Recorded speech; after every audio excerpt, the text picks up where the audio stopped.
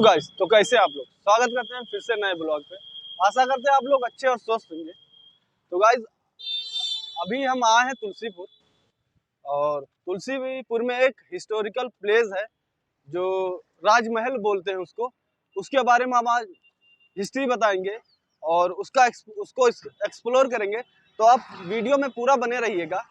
पहुंचने में अभी तो टाइम लगेगा, काफ़ी दूर है। तो भाई आपसे रिक्वेस्ट है कि वीडियो को लाइक और सब्सक्राइब जरूर करें, बहुत मेहनत कर रहे हैं। जब भी किसी भाई को आना हो यहाँ राजमहल देखने तुलसीपुर का, तो जब मेन रोड से आएंगे ना, तो अंदर सीधे गली गली में जाना पड़ता है। तो चलते हैं, अभी वहाँ मिलते हैं।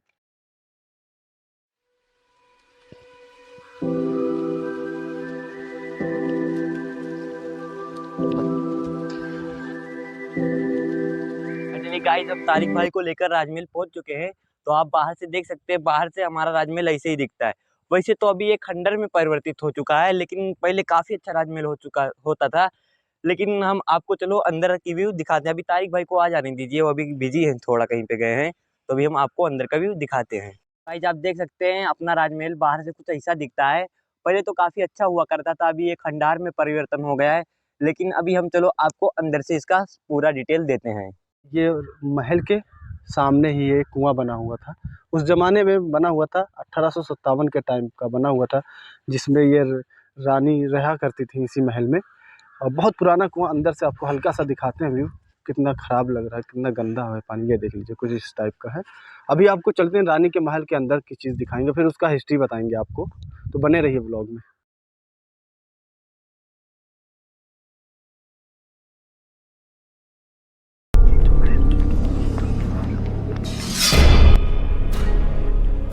ये कुछ इस तरह सा व्यू दिख रहा है, ये देख लीजिए, पुराने ज़माने का ये बना हुआ है। ये कुछ इस तरह सा खंडार दिख रहा है, ये देख लीजिए। अंदर तो बहुत खतरनाक लुक दिख रहा है, लेकिन डर लग रहा है थोड़ा। लेकिन चलिए अभी दिखाते हैं, आप बने रहिए। गाइस, देख रहे हैं ना, अंदर का ये व्यू है। ये कुछ इस तरह था, पूरा खंडार में बदल चुका है। ये देखिए कितना शांत है, ये देखिए।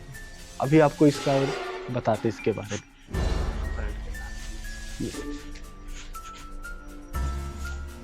ये कुछ इस तरह दिखता है। हिस्ट्री अभी बाहर चल के बताते हैं आपको। ये देख लीजिए, कुछ इस टाइप का दिखता है। हिस्ट्री कुछ इस टाइप का दिखता है, ये देख लीजिए। यहाँ तो खैर कोई अब आता जाता नहीं है, बहुत कम ही लोग आते जाते हैं। ये देख लीजिए, कुछ इस तरह पूरा। ये शायद आंगन हुआ करता था रानी का, यहाँ बैठती उठती थी, ये सारी चीज़ था। ये जीना है, हम छत पे जा सकते हैं, इधर से हम लोग छत पे भी जा सकते हैं। तो उस समय देख लीजिए जीना कितना खूबसूरत इससे बना हुआ था, ये देख लीजिए। ये और ये कुछ इस तरह दिख रहा है, देखिए पुराने ज़माने का सारा ईंट वगैरह लगा हुआ है। ये गाइस, एक बात बताएं, ये मेरे काफ़ी पुराना, मतलब बहुत पुराना यार, खंडर लग रहा है एकदम से। तो अभी हम लोग ऊपर नहीं जा रहे, क्या बताएंगे, थोड़ा बहुत तो डर सबके अंदर होता है। इधर पे कोई आता वाता नहीं है, वैसे तो हम लोग इतना रिस्क लेकर आप सबको इधर दिखा दिए। तो अभी हम आपको चल के इधर का जीना दिखाते हैं। इधर से हम लोग ऊपर जा रहे हैं। सारी भाई ऊपर चलें क्या? चलो देखते हैं, एक नज़र हल्का सा दिखाते हैं। चलो, अपने ऑडियंस के लिए तो दिखाएंगे ही ये चीज़। चलो हम आपको ऊपर थोड़ा बहुत दिखाते हैं। तो अभी हम जा रहे हैं ऊपर छत पर। जीना काफ़ी पुराना है, गिर गुर ना जाए। लेकिन गाइस, आपके लिए जा ना दे, ये तो वीडियो है गाइस। तो अभी हम ऊपर आ चुके हैं। ऊपर से अपना रानी कुछ ऐसे दिखता है, देखो ये इधर एकदम सफेद क्लीन। इधर पे कितना घास फूस लगा है, देख रहे हैं, एकदम से पूरा खंडर ही खंडर है।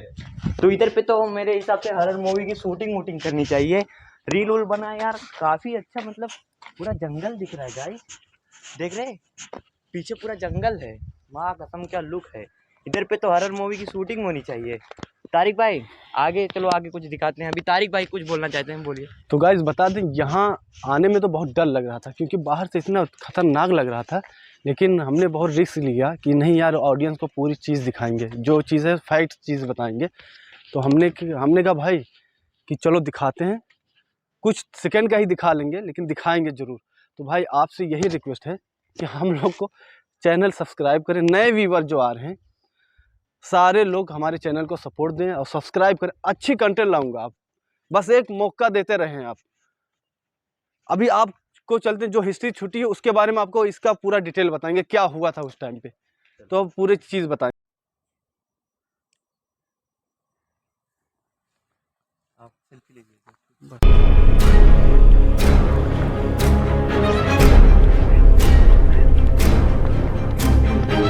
देख रहे हैं ना, वो जो छोटा छोटा जो दिख रहा है वो शायद खिड़की था, ताकि अंदर से हवा सीधा रूम में जाए, क्योंकि इस तरह जिस तरह बना हुआ है तो अंदर हवा नहीं उस समय आता रहा होगा, इसी वजह से इसको बनाया गया ताकि टकरा के हवा सीधा अंदर जाए रूम में। देख रहे हैं ना, छत के ऊपर से इस तरह दिखता है ये व्यू।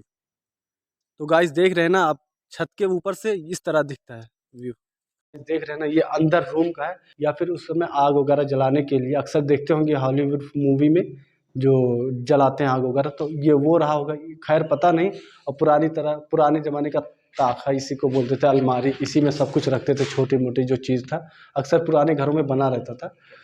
और ये देख लीजिए, अगर एक रूम में इंटर करेंगे तो लगभग सारे रूम में आप जा सकते हैं। और ये देख लीजिए, छत का टेक्सचर सपोर्ट इस तरह होता था, रेलवे ट्रैक जो होती थी लाइनें उसके हिसाब से बनाते थे ये सपोर्ट के लिए। बहुत पुराना है, ईंटें वगैरह भी बहुत पुरानी है।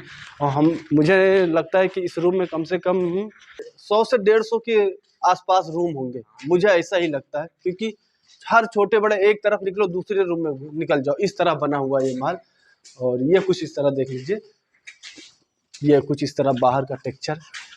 ये महारानी का जो ननिहाल था वो डोकम जिला बस्ती में था। और जब उनके अंग्रेज़ों ने वहाँ के राजा को वो बंदी बनाना चाह रहे थे, तो अंग्रेज़ों ने एक गेम खेला। वहाँ के जो सैनिक थे जो उनकी सुरक्षा में लगे हुए थे, तो वहाँ के लोगों ने एक गेम खेला अंग्रेज़ों ने, कि कहा कि वो हमने राजा साहब को एक पत्र लिखा है, वो जो हमारी वो स्वीकार कर लिए मिलने के लिए। तो जब अंग्रेज़ों के बारे वो अंग्रेज़ों ने इन सैनिकों को ये सब चीज़ें झूठी अफवाहें फैला के कि ताकि ये लोग मान जाएं और अपना हथियार रख दें, सरेंडर कर दें और हमको राजा से मिलने के लिए जाने दें। तो यही सब जब ये सब हुआ तो उसके बाद अंग्रेज़ों ने वो सैनिकों ने मान लिया। और अभी बता दें आपको बाहर निकल के, क्योंकि थोड़ा डर सा भी लग रहा है इसकी वजह से। उस समय जब जो महारानी थी ना गाइस, तो उनका जो ननिहाल था डोकम जिला बस्ती में था। और जो राजा की सेना थी बस्ती की, तो वहाँ पे एक कोर्ट था, उसी कोर्ट में थी राजा की सेना। तो अंग्रेज़ों ने उन सेनाओं के साथ एक गेम खेला कि वो चाहते थे अंग्रेज को उनको राजा साहब को गिरफ्तार कर लें और बंदी बना लें। तो उन्होंने झूठी एक अफवाह फैलाई, बोले कि हमने राजा साहब को एक पत्र लिखा है, जो हमारा पत्र था वो स्वीकार कर लिए हैं, यानी कि मान लिए हैं मिलने के लिए, तो हमें उनसे मिलने जाने दिया जाए। तो उस समय का जो अंग्रेज ऑफिसर था, विंगफील्ड नाम था उस ऑफिसर का। तो जब ये सब बात सिपाहियों में पता चली, सेनाओं में, उनकी सेना में, तो उन्होंने अपना हथियार डाल दिया, क्योंकि वो राजा की सुरक्षा में लगे थे। और जब अंग्रेज पूरी फोर्स के साथ उनकी हवेली पे कब्जा कर लिया और राजा को बंदी बना लिया। जब बंदी बना लिया तो उनको राजा साहब को ले जाके लखनऊ के बंदीगृह में बंद कर दिया। फिर क्या हुआ कि गोंडा में फिर ये आग लगी। फिर उसके बाद शांति हो रहा कुछ दिन, तो उसमें गोंडा का एक कलेक्टर था, अंग्रेज कलील व्यालू नाम का एक कलेक्टर था। तो इसी शांति का फायदा उठाकर वो यहाँ महारानी की जो प्रजा थी उनके चाहने वाले थे, तो महारानी की प्रजा पे बहुत वो जुल्म कर रहा था, बहुत अत्याचार कर रहा था, मार रहा था, पीट रहा था। तो उसमें से एक लड़का था जो रानी से बहुत प्रभावित था, रानी के ही राज का लड़का था। तो जब ऐसा ये सब सारी चीज़ें हुई, तो वो एक प्लान बनाया एक अंग्रेज को मारने के लिए। अली फजल ने जब 10 फरवरी 1857 को कमदा कोर्ट के बाहर कलील व्यालू नाम के अंग्रेज को उसका गला काट के मार दिया था। उसके बाद जब ये सब हुआ, उसके बाद जो रानी थी ये सब चीज़ को देखते हुए कि अंग्रेज बहुत जुल्म कर रहे हैं, तो उन्होंने अंग्रेज़ों के खिलाफ विरोध छेड़ दिया और उनकी प्रजा भी विरोध में खड़ी हो गई अंग्रेजों के। गोंडा में भी यही लड़ाई छिड़ गई थी। तो अंग्रेजों के खिलाफ राजा देवी बख्श लड़ रहे थे। तो वहाँ पे जब अंग्रेजों से लड़ रहे थे तो वो हार गए।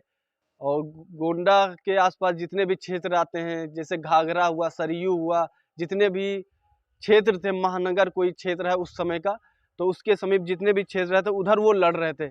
जब वो हार गए तो वहाँ से वो निकल लिए, क्योंकि राजा को निकलना मजबूरी था, नहीं तो मार देते। जब तो वो आके यहाँ रानी के शरण में आ गए। और फिर लखनऊ में भी यही युद्ध छड़ा था। तो फिर वहाँ से बेगम हजरत महल भी निकल ली, और बिरजीश कद्र थी, नानाजी राव थे, बालाजी राव थे, बहुत सारे लोग थे जो रानी की शरण में आ गए। अब रानी के यहाँ आगे रुके तो रानी भी उनसे युद्ध कर ही रही थी कि जब रानी ने युद्ध किया, अब रानी की एज थी 25 साल, और फिर उसके बाद उनके पास था एक बेबी, एक बच्चा था जो 2.5 साल का था, दूधमुहा बच्चा था। अब क्या करें, रानी ने जब ये सब देखा कि अंग्रेज यहाँ तुलसीपुर भी आ रहे हैं, यानी हमला कर रहे हैं, तो उन्होंने उन सबको लेकर बेगम हजरत महल को और राजा देवी बख्श को, नानाजी को, बालाजी राव को, सबको लेकर नेपाल चली गई। फिर उसके बाद वो लेके चली गई उन लोग को नेपाल में एक नगर बसाई, तुलसीपुर। फिर उसके बाद ये हुआ कि क्योंकि उनका बच्चा भी था 2.5 साल का, तो यही कहानी थी इस महल की और इस महारानी राजेश्वरी देवी की। तो इसी नाम से भले ही वो चली गई, लेकिन अंग्रेजों को वो चना कहते हैं कि चना चबवाना, वैसे वो अंग्रेजों को चना चबवा दी थी, जिसकी वजह से यहाँ के लोग यही सब देखते हुए उनको महारानी लक्ष्मीबाई के नाम से पुकारते थे। ये इस महल का इतिहास। तो अगर ये आपको हिस्टोरिकल प्लेस अच्छा लगा हो और ये हमारी जो बातें हैं आपको ये चीज़ें अच्छी लगी हों, तो ज़्यादा से ज़्यादा वीडियो को शेयर करिएगा, लाइक और सब्सक्राइब करिएगा।